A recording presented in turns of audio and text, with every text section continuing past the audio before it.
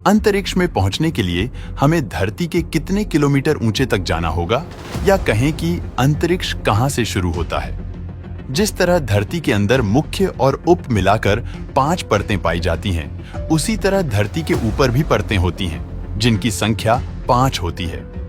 हालांकि धरती के ऊपर की परतें मुख्य रूप से ठोस या तरल न होकर धूल और गैसों से बनी होती है। इन परतों का नाम कुछ इस प्रकार है: ट्रोपोस्फियर, स्ट्रेटोस्फियर, मेसोस्फियर, थर्मोस्फियर और एक्सोस्फियर। इनके नाम आपको भले ही अटपटे लगे, लेकिन इनका काम सुनकर आपको बेहद खुशी होगी, क्योंकि इन्हीं की वजह से तो हम और आप जिंदा हैं। धरती से लेकर ऊपर 12 किलोमीटर तक के क्षेत्र को ट्रोपोस्फियर यानी क्षोभमंडल कहते हैं। ट्रोपोस का मतलब है बदलाव, और सच कहें तो यहाँ बदलाव ही बदलाव है। मौसम बदलता है, बादल बनते हैं, बारिश होती है, तूफान उठते हैं, और कभी कभी इंद्रधनुष भी यहीं से झांकता है। यही वह परत है जहां बादल तैरते हैं और बारिश बरसती है। हवाओं की दिशा और स्पीड यहीं तय होती है, जिससे कभी तूफान आता है तो कभी ठंडी हवा। शुरुआत के 2 से 3 किलोमीटर तक आपको हवा सामान्य लगेगी, लेकिन ऊपर जाते जाते ऑक्सीजन कम होने लगेगी, जिससे आपकी सांसें भारी होंगी और बिना ऑक्सीजन सिलेंडर के ज्यादा देर रहना मुश्किल हो जाएगा। इस परत के 10 किलोमीटर की ऊंचाई पर ही सामान्यतया हवाई जहाज उड़ते हैं। यहाँ इतनी ठंड और प्रेशर की कमी होती है कि इंसान को अगर बिना किसी उपकरण के छोड़ दिया जाए तो वह सीधा बेहोश हो जाएगा। धरती की 90% गैसें जैसे ऑक्सीजन और नाइट्रोजन वगैरह इसी परत में कैद हैं। अगर ट्रोपोस्फियर नहीं होता तो धरती पर मौसम नहीं होता, न बारिश, न बादल, न तूफान जैसे बुध, और हमारे चांद के पास कोई ट्रोपोस्फियर परत नहीं है, इसीलिए तो वहां न बारिश होती है न ही कोई ऑक्सीजन होता है। अब अगली परत के बारे में जान लेते हैं, जिसका नाम स्ट्रेटोस्फियर यानी समताप मंडल है।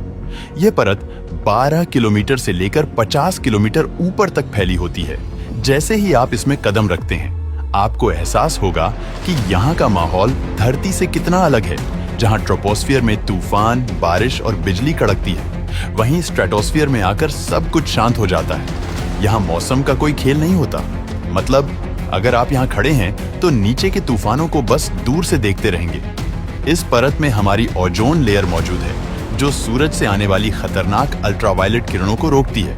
अगर यह ओजोन परत न होती तो धरती पर जीवन कभी भी सुरक्षित नहीं रह पाता। यहाँ पहुंचकर ऐसा लगता है जैसे आप इंसानों की सुरक्षा करने वाली एक जादुई ढाल के सामने खड़े हैं। कई बड़े जेट विमान और सुपरसोनिक प्लेन इस परत में भी उड़ते हैं, क्योंकि यहाँ हवा बहुत स्थिर है और मौसम की गड़बड़ी भी नहीं होती है, जिससे उड़ान स्मूथ रहती है।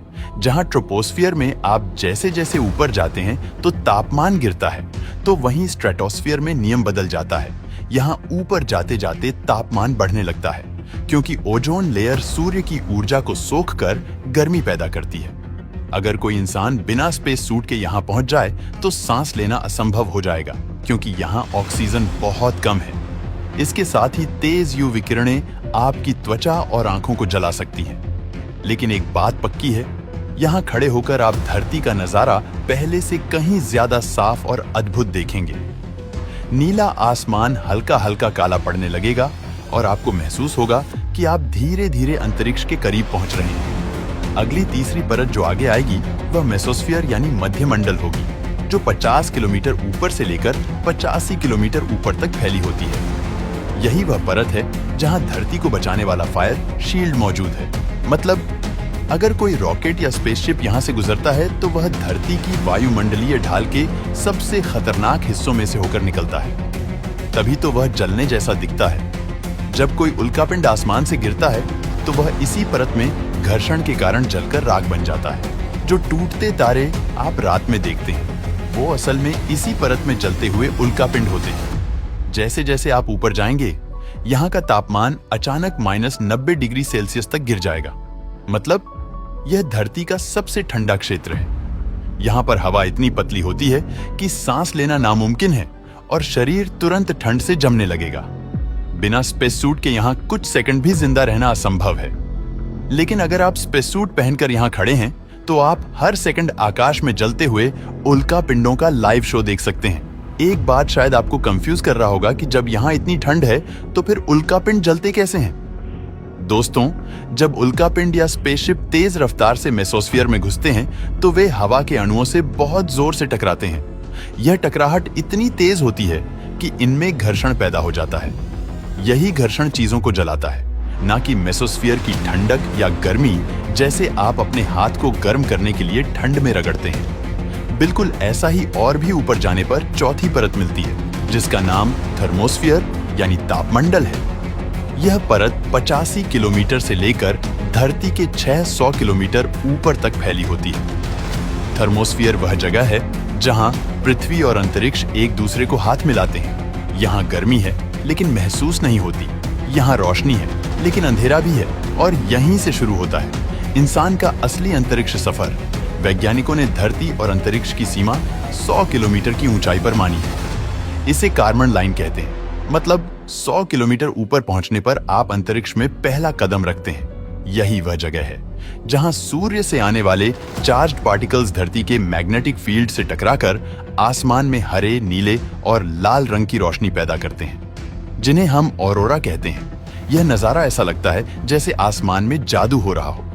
आपके फोन का जीपीएस, टीवी के चैनल, मौसम की जानकारी, यह सब काम इसी लेयर में घूमते हुए सैटेलाइट की वजह से होता है। इतना ही नहीं, इंसानों का घर यानी इंटरनेशनल स्पेस स्टेशन भी इसी परत में घूम रहा है। इस स्पेस स्टेशन की स्पीड लगभग 27,600 किलोमीटर प्रति घंटा है। तभी तो इसमें रहने वाले एस्ट्रोनॉट 24 घंटे में करीब 16 बार सूर्योदय और सूर्यास्त देखते हैं। यहीं से रेडियो सिग्नल धरती पर वापस बाउंस होकर आते हैं। इसी वजह से पहले के जमाने में बिना इंटरनेट भी दूर दराज के लोग रेडियो सुन पाते थे। 5वीं और आखिरी परत का नाम एक्सोस्फीयर यानी बाहरी मंडल है। यह परत धरती के 600 किलोमीटर ऊपर से लेकर 10,000 किलोमीटर ऊपर तक फैली होती है। यह हमारे वायुमंडल का बॉर्डर एरिया है जहां अंतरिक्ष की शुरुआत होती है। इसे आप धरती और ब्रह्मांड के बीच का गेट मान सकते हैं। यहाँ हवा इतनी पतली और इतनी कम होती है कि इसे लगभग खाली अंतरिक्ष कह सकते हैं, क्योंकि हवा के कण इतने दूर दूर होते हैं कि अगर एक कण मुंबई में है तो दूसरा कण दिल्ली में मिलेगा।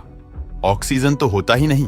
एक्सोस्फीयर में कई सैटेलाइट्स घूमते रहते हैं जो टीवी सिग्नल, जीपीएस और इंटरनेट जैसी चीजें हम तक पहुंचाते हैं। यहाँ बिना स्पेस सूट के कुछ सेकंड से ज्यादा जिंदा रहना असंभव है, लेकिन यहाँ से धरती का नजारा सबसे अद्भुत होगा।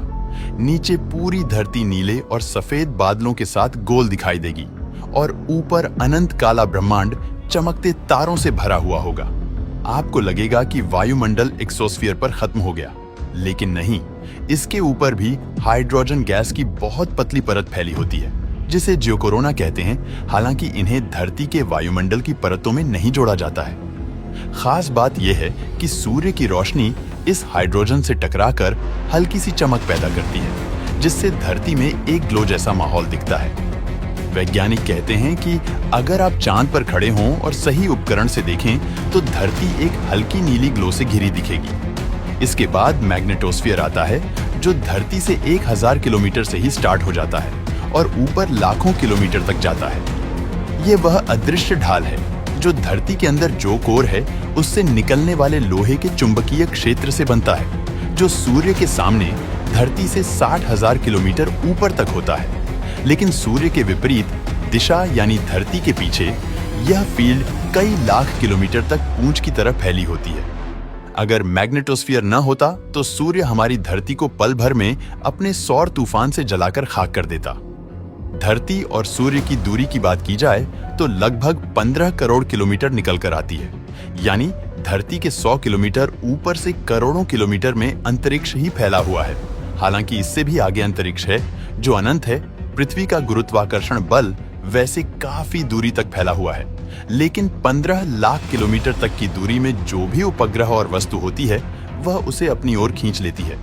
15 लाख किलोमीटर के बाद सूर्य का गुरुत्वाकर्षण बल उस वस्तु पर लगना शुरू हो जाता है। लेकिन इन्हीं 15 लाख किलोमीटर के बीच में एक जगह ऐसा भी है जहां ना तो पृथ्वी का गुरुत्वाकर्षण बल काम करता है और ना ही सूर्य का। अगर इस जगह किसी चीज को ले जाकर रख दिया जाए तो वह न तो आगे बढ़ेगी और न ही हिलेगी। इसीलिए तो जेम्स वेब टेलीस्कोप को नासा ने 15 लाख किलोमीटर की इसी दूरी पर रखा हुआ है, ताकि हमें ब्रह्मांड की अच्छी से अच्छी तस्वीर मिल सके और हम ब्रह्मांड के बारे में बहुत कुछ जान सकें। दोस्तों, वीडियो पसंद आया हो तो लाइक और शेयर करें